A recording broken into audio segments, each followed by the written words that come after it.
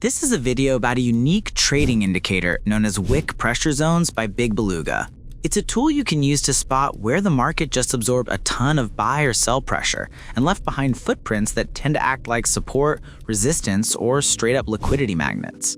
We're going to go over what this indicator is and how you can use it in your trading. If you happen to find value in this video, remember to leave a like. Let's get into it. Now, to get started with this indicator, you first of all want to go to TradingView, the platform I'm going to be using. If you need to sign up, there's a link in the video description for you to do that. Next, you want to load any market and time frame you like. Then click on Indicators and type in Wick Pressure Zones. It's going to be this one by BigBeluga. Click it to drop it on your chart, and you'll immediately see zones painting wherever big wick events happened. Ladies and gentlemen, this is the all-powerful Wick Pressure Zones indicator. In plain English, it scans for unusually long upper and lower wicks, the kind you get when price rips into liquidity, gets smacked back, and leaves a telltale rejection. And it transforms those moments into a dynamic map on your chart. Each significant wick becomes a zone, and the stronger the wick, the more meaningful the zone. Because these are the places where heavy orders were absorbed, price will often revisit them, react there, or even magnet back through them during liquidity sweeps. That's the whole edge here. It turns the hidden battle between buyers and sellers into visible, tradable levels. Now, let's talk components so you know exactly what you're looking at. Those shaded bands you see are the wick pressure zones themselves. They're projected from the range of the extreme wick that created them, and they display as a layered gradient that fades as you move away from the wick's origin point. The zone size is tied to the wick size. Longer wick, larger zone, so the footprint scales with the intensity of the rejection. You'll also notice volume labels sitting on the origin candle. That's your at-a-glance read on how much business happened when that wick formed, and it helps you prioritize the zones that actually mattered.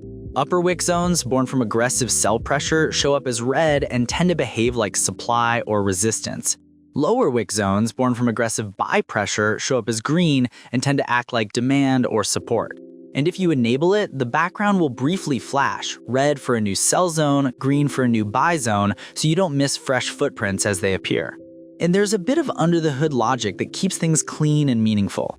The detection isn't naive, it filters for truly extreme wicks instead of painting every little shadow. It uses percentile-style filtering to focus on the longest tails for the look-back you're trading, and it blends momentum context so you're not rewarding random noise. The zones themselves extend to the right as live, actionable areas, and the moment price closes decisively through a zone's boundary, that zone is considered cleared and automatically removed. You're left with a self-tidying map of only the most current, impactful footprints rather than a graveyard of stale history. By default, it also limits how many active zones stay on screen, so you keep the signal and ditch the clutter. Now, let's pop into settings for a second because you can tailor this to your style. If you're trading faster time frames, you might increase the sensitivity so the engine captures more intraday wick extremes. If you're swinging, loosen that sensitivity so only the biggest rejections print zones. You can toggle volume labels, adjust how intense the gradients appear, and switch on that subtle background flash for new zones if you like. If you prefer a adjust the last few footprints view, keep the active zone limit tight. If you want a bit more context, increase it so you can see a richer map of recent pressure. Now, back to the good stuff. We're going to go over how to actually use this.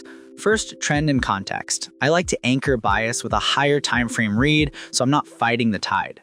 If the higher time frame is trending up, the green lower wick zones beneath price are my first interest, because those are the places that already absorbed sell pressure and can reload buyers on a retest. If the higher time frame is trending down, the red upper wick zones overhead are where I expect supply to defend.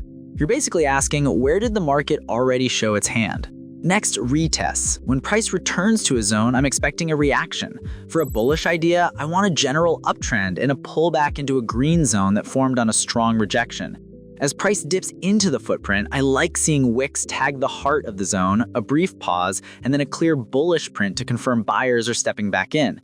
My invalidation goes just beyond the far edge of the zone or under the local swing low, and my first target is usually the prior swing high, with runners aimed toward the next red zone above if momentum continues. For a bearish idea, I'm flipping the logic.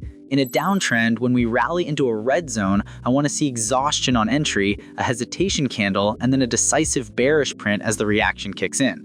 Stops live just past the zone's far edge or the recent swing high, with targets back into prior lows and then the next green zone below.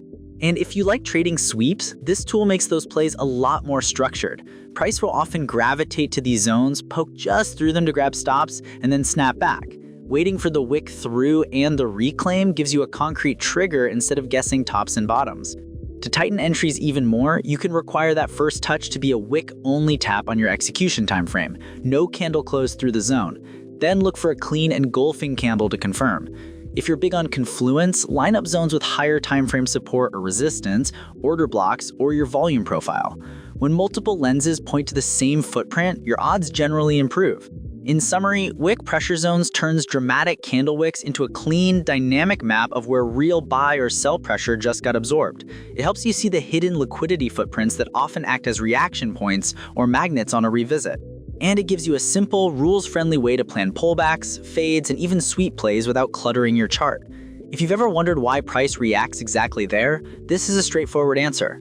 This is not financial advice. Everything shown here is for educational purposes only, and the examples are built around indicator-based logic.